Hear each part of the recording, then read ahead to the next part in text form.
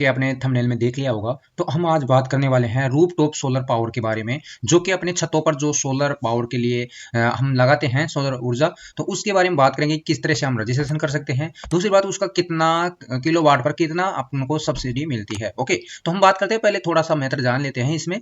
यहाँ पे देखिए दोस्तों, यहाँ पे पहले से मेंशन कर रखा है गवर्नमेंट ने कि आपका एवरी मंथ यानी कि 0 से लेकर 150 तक अगर आपका यूनिट आता है तो आपको 1 से 2 किलोवाट वाला ही रूफ टॉप लगवाना चाहिए। उसके अंदर आपको 30,000 से लेकर 60,000 तक सब्सिडी सपोर्ट मिलता है। ओके, अगर आपका 150 से 300 तक यूनिट आता है मंथली तो आपको 2 से 3 किलोवाट तक का ही रूफ टॉप लगवाना चाहिए। उसके अंदर आपको 60,000 से 78,000 तक का आपको मतलब कि सब्सिडी मिलती है। अगर आपका 300 से अधिक या फिर 300 के लगभग भी आपका मतलब एवरी मंथली जो आपका यूनिट आता है तो उसके अंदर आपका 3 से लेके या उससे अधिक भी आप किलोवाट तक के रूफटॉप का सिस्टम लगवा सकते हैं। उसके लिए आपको 78,000 का ही आपको यहाँ पे सब्सिडी मिलनी है। ओके, तो दोस्तों पहले बात करते हैं कि अपन इसके अंदर कैसे अप्लाई कर सकते हैं। दोस्तों आपको कंटिन्यू वीडियो के अंदर बने रहना है। आप ये वीडियो देखने के बाद किसी प्रकार का वीडियो देखने की आवश्यकता नहीं होगी। सबसे पहले आपको यहाँ पे क्रोम ब्राउजर पर लिखना है रूफ टॉप सोलर पावर। जैसे आप रूफ टॉप सोलर पावर लिखते हो तो यहाँ पे आपको इस तरह का यहाँ पे इंटरफेस दिखाई देता है। इसके बाद में जस्ट आपको यहाँ पे इस तरह का मतलब apply for roof top solar power के लिए यहाँ पे ऑनलाइन करने के लिए सिस्टम दिखाई देगा। आपको इस पे क्लिक करना है सिंपली। जैसे क्लिक करोगे तो कुछ टाइम लेगा और आपका कुछ इस तरह से आपके सामने पोर्टल खुल के जाएगा। यहाँ पे दोस्तों आपको दो मतलब देखने को मिलेगा दो सिस्टम। यहाँ पे एक तो लॉगिन है और यहाँ पे एक रजिस्ट्रेशन है। लॉगिन उनके लिए है जो पहले से लॉगिन कर रखे हैं और रजिस्ट्रेशन उनके लिए है जो पहले बार इस साइट पर आया है। ओके, तो हम आपको पूरा स्टेप बाय स्टेप बताएंगे, कंटिन्यू बने रहेगा वीडियो के अंदर। अगर और भी कोई आपको मतलब प्रॉब्लम आ रही है तो आप कमेंट कर सकते हैं वीडियो नीचे, या फिर आपको अदर कोई सवाल है तो आप भी उसके लिए भी कमेंट कर सकते हैं। सबसे पहले आपका जो भी राज्य है वो आपको यहाँ पे सेलेक्ट करना होगा। राज्य सेलेक्ट करने के बाद यहाँ पे आपका जो भी डिस्ट्रिक्ट है वो यहाँ पे सेलेक्ट करना होगा। इसके बाद में अपना जो भी मतलब जयपुर विद्युत वितरण निगम है या फिर दूसरा है तो वो आपको सेलेक्ट करने के बाद सामने आपको जो भी आपका बिल संख्या है वो आपको अटैच करना है, सर्च करना है। उसके बाद में आपका बिल पे जो भी नाम होगा नीचे आ जाएगा। ओके, उसको सबमिट कर दीजिएगा। उसके बाद में आपको लॉगिन पर क्लिक करना है। लॉगिन पर क्लिक करने के बाद आपके पास OTP आएगा। जो OTP है वो आपको OTP यहाँ पे दर्ज करना होगा। नीचे ईमेल आईडी दिखाई दे रही है उसको आप छोड़ सकते हैं और आपको जो कैप्चर दिखाई दे रहे हैं वो कैप्चर डालकर आपको लॉगिन पर क्लिक करना होगा।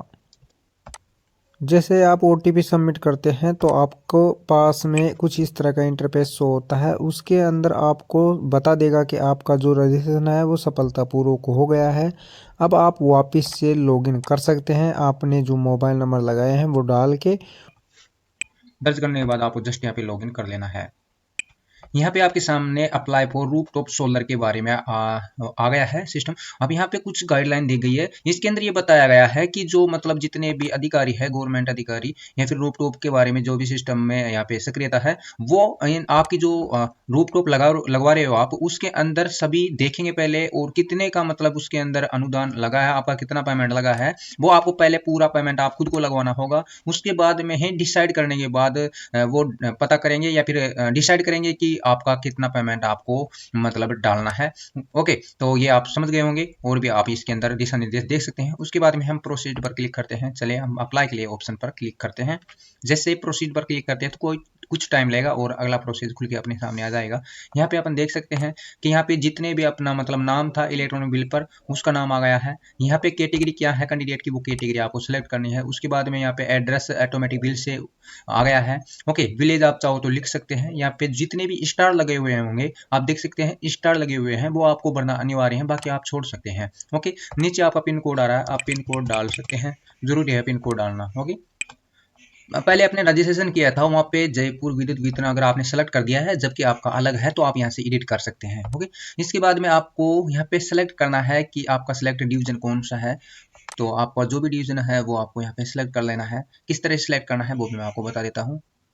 तो इसमें कंफ्यूज होने वाली बात नहीं है। इसके अंदर जो भी आपका जिला आ रहा है वो आपको यहाँ पे जिला यानी कि डिस्ट्रिक्ट आपको यहाँ पे सिलेक्ट करनी है। जो भी आपका डिस्ट्रिक्ट है, डिस्ट्रिक्ट यहाँ पे सिलेक्ट करने के बाद यहाँ पे आपको पूछा जा रहा है सब district name of electronic district. यहाँ पे आपका जो भी डिस्ट्रिक्ट मतलब उसके बाद में आपका जिले के बाद में कौन सा सब डिस्ट्रिक्ट है आपका यहाँ पे आपका आ जाएगा, वो आपको यहाँ पे सिलेक्ट करना है।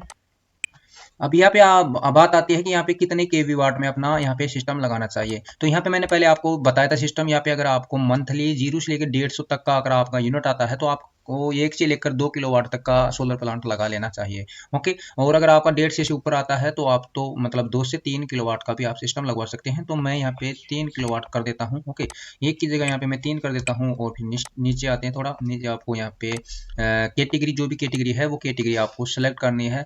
यहाँ पे रेसिडेंशियली और विथ वेलफेयर असिस्टेंट, इसका मतलब आपको समझाता हूँ मैं। अगर आप आवासीय है तो आवासीय पर ही क्लिक करना है आपको। ओके, उसके बाद में चलो नीचे चलते हैं थोड़ा, और यहाँ पे आपको पूछा जा रहा है, अब यहाँ पे आपको भरना है कि आपके मतलब कितने किलोवाट का आपको मतलब यहाँ पे सोलर प्लांट लगाना है। अगर आपको पता नहीं कि किस तरह से लगाएं तो यहाँ पे calculation for solar rope top calculation भी यहाँ पे सामने आ रहा है। इस पे आप क्लिक करते हैं तो यहाँ पे आपका जो भी स्टेट मतलब स्टेट है या राज्य है जो सिलेक्ट करना है। उसके बाद में आपका मतलब रेसिडेंट है या फिर किस तरह से गवर्नमेंट सेक्टर पे लगवाना चाह रहे हो। इसके बाद में आपका मंथली बिल कितने का आ रहा है। सपोज करो मैं 300 रुपये बिल करता हूँ यहाँ पे और कैलकुलेशन करता हूँ तो यहाँ पे 1 किलोवाट के लिए बोला जा रहा है कि आपका 1 किलोवाट आराम से चल जाएगा। Okay, roof top. अगर हम बात करें कि अपना मान लो सपोज करो कि 30,000 का बिल आ रहा है तो अपने कितने का किलोवाट का अपन को यहाँ पे सोलर प्लांट लगवाना होगा। ओके, तो इसके लिए हम राजस्थान सेलेक्ट करते हैं और जो अपन रेसिडेंट है, मतलब मैं रेसिडेंट के लिए क्लिक कर रहा हूँ। यहाँ पे मैं 30,000 यहाँ पे क्लिक करता हूँ और फिर कैलकुलेशन के लिए क्लिक करता हूँ। तो यहाँ पे देखिए 10 किलोवाट, यहाँ पे आप देख सकते हैं 10 किलोवाट के लिए मेरे को बोला जा रहा है कि आपको 10 किलोवाट की आवश्यकता है। ये सोलर प्लांट लगाने के लिए आपको 10 किलोवाट का सोलर प्लांट लगवाना चाहिए। ओके, अगर हम बात करें कि अगर अगर इसको अपन गवर्नमेंट सेक्टर में लगवाना चाहे तो गवर्नमेंट सेक्टर में क्या इसका मतलब रूल रहेगा, इसको हम सेलेक्ट करते हैं। वही 30,000 अपन यहाँ पे भरते हैं। ओके, और फिर कैलकुलेशन करते हैं तो 30,000 के लिए भी वही 10 किलोवाट की आवश्यकता रहेगी। ओके, तो आपको ज़्यादा की जरूरत नहीं है, आप 1 किलोवाट यहाँ पे सिलेक्ट कर सकते हैं, एक यहाँ पे सिलेक्ट कर सकते हैं। उसके बाद में आपका यहाँ पे लोकेशन के लिए बोला जा रहा है तो लोकेशन आप ये भी रख सकते हैं। ओके, या फिर आप इसको चेंज करना चाहो तो चेंज भी कर सकते हैं। यहाँ पे आप एड्रेस सेलेक्ट भी कर सकते हैं। चलो मैं सेलेक्ट करके देखता हूँ यहाँ पे मेरा लोकेशन आता है या नहीं आता है। ओके, उसके बाद में आप भी इस तरह से सिलेक्ट कर सकते हैं, आपका जो भी नाम रहेगा वो इस तरह से आप सेलेक्ट कर सकते हैं। यहाँ पे आप देख लीजिएगा कि आपका जो नेम है उसके अनुसार आपकी डिटेल आ रही है या नहीं आ रही है। तो यहाँ पे रिजल्ट बता रहा है कि कुछ इस तरह से रिजल्ट आया आपका। अगर आपका रिजल्ट सही है तो आपको एग्री कर लेना है, वरना आप दूसरा भी चेंज कर सकते हैं। इसके बाद में आपको सेव एंड नेक्स्ट पर क्लिक करना है। इस तरह से अपना अगला प्रोसेस खुल के आ जाता है। यहाँ पे आपको मतलब जो इलेक्ट्रॉनिक बिल है वो अपलोड करने के लिए बोला जा रहा है। यहाँ पे आपका जो इलेक्ट्रॉनिक बिल है वो 6 महीने पुराना नहीं होना चाहिए। 6 महीने से ज़्यादा पुराना होने के बाद आपका मतलब ये आवेदन रिजेक्ट हो सकता है। ओके, तो हम यहाँ पे बिल अपलोड कर लेते हैं। आपको यहाँ पे बिल अपलोड कौन से फॉर्मेट में करना है वो भी मैं बता देता हूँ। यहाँ पे आपका जो फॉर्मेट है वो जेपीजी, जेपीईजी या फिर पीडीएफ में होना चाहिए। उनकी साइज आपके 500 केबी से अधिक नहीं होनी चाहिए। तो चलिए मैं यहाँ पे अपलोड कर लेता हूँ अपना बिल। जैसे बिल लगाने के बाद आप यहाँ पे अपलोड पर क्लिक करते हो तो यहाँ पे आपको मैसेज आ जाता है कि आपका बिल सक्सेसफुल अपलोड फाइल हो गया है। उसके बाद में आपको ओके पर क्लिक करना है और यहाँ पे फाइनल सबमिट पर आपको क्लिक कर देना है। अगर आपका डिटेल पूरा सही है तो आपको फाइनल यहाँ पे सबमिट कर लेना है। ओके, यहाँ पे पूछा जा रहा है फाइनल सबमिट पे क्लिक करने के बाद are you sure in wait for submit for application. Okay, अगर आप मतलब श्योर है तो आपको यहाँ पे फाइनल सबमिट कर लेना है। उसके बाद में कुछ टाइम लेगा और यहाँ का प्रोसेस आपका सामने इस तरह से आएगा।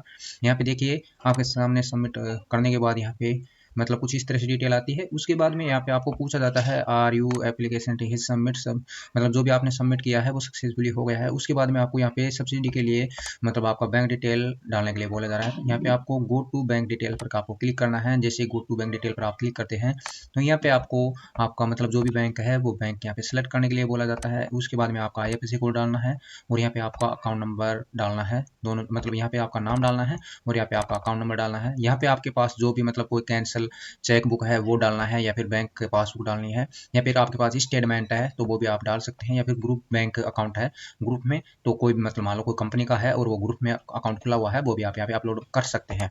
और उसके बाद में यहाँ पे आप रिमार्क कोई भी अगर आपका सवाल हो या फिर जो भी तो आप यहाँ पे कमेंट भी मतलब यहाँ पे आपका सवाल टेक कर सकते हैं। ओके, तो हम दोनों चीज़ें यहाँ पे सभी चीज़ें टेक यहाँ पे अपलोड कर लेते हैं। सब चीज़ें डालने के बाद में आप सबमिट पर क्लिक करना है। इसके बाद में पॉपअप खुल के आएगा, उसको ओके करते हुए आपको सबमिट कर देना है। जैसे सबमिट करते हो तो यहाँ पे आ जाता है your bank details has been submit. Okay, और कुछ टाइम लेगा और यहाँ पे आपको देख सकते हैं कि आपका जो भी बैंक डिटेल्स है वो फॉर सब्सिडी के लिए चले जाता है। और यहाँ पे मतलब ऑप्शन खुल के आता है कि यहाँ पे जो आपका एप्लीकेशन है वो सोलर प्लांट वो आपका सबमिट 14 तारीख यानी कि आज को तारीख को मेरा यहाँ पे सबमिट हो गया है। उसके बाद में अपना सबमिट जो एप्लीकेशन है वो कहाँ तक पहुँचा है यहाँ पे भी डिटेल बताता रहेगा आपको। और दूसरी बात ऊपर भी आपको बता रहा होगा, यहाँ पे सबमिट हो गया है बैंक डिटेल, यहाँ पे सब्सिडी मतलब यहाँ पे जो भी अपना स्टेटस है वो अप्रूवल होगा या नहीं होगा, वेटिंग के लिए बोला जा रहा है। यहाँ पे आप देख सकते हैं, यहाँ पे फिर सबमिट इंस्टेंट मतलब जो भी डिटेल है उसके लिए बोला जा रहा है। यहाँ पे पूरा जो भी स्टेप बाय स्टेप है वो आपको बताता रहेगा, तो आप मतलब टाइम से टाइम आप यहाँ पे चेक भी कर सकते हैं। जैसे मतलब अगर अगला स्टेप होगा तो आपको एसएमएस के द्वारा या फिर ईमेल के द्वारा भी आपको यहाँ पे आपको सूचना मिल जाएगी। तो दोस्तों ये मैंने एक मतलब डेमो के तौर पे बताया है, पूरी चीज़ें आप सेम मतलब अगर आप रियल में भरना चाहते हैं तो आपको पूरी डिटेल चेक करके ही भरना है। मैंने पूरा ध्यान से भरा है। ओके, तो इस तरह से आप आराम से सोलर प्लांट का यहाँ पे आपका फॉर्म अप्लाई कर सकते हैं। अगर आपको ये वीडियो अच्छा लगा है तो वीडियो को लाइक से कमेंट करिएगा। अगर कोई दिक्कत आ रही है आपको तो वो भी कमेंट करिएगा इस वीडियो के नीचे, और अगर आपको कोई हेल्प चाहिए तो वो भी आप यहाँ पे कमेंट कर सकते हैं वीडियो के नीचे। ओके, तो आज के लिए इस वीडियो में इतना ही है, फिर मिलेंगे नए वीडियो में। जब तक के लिए जय हिंद, जय भारत।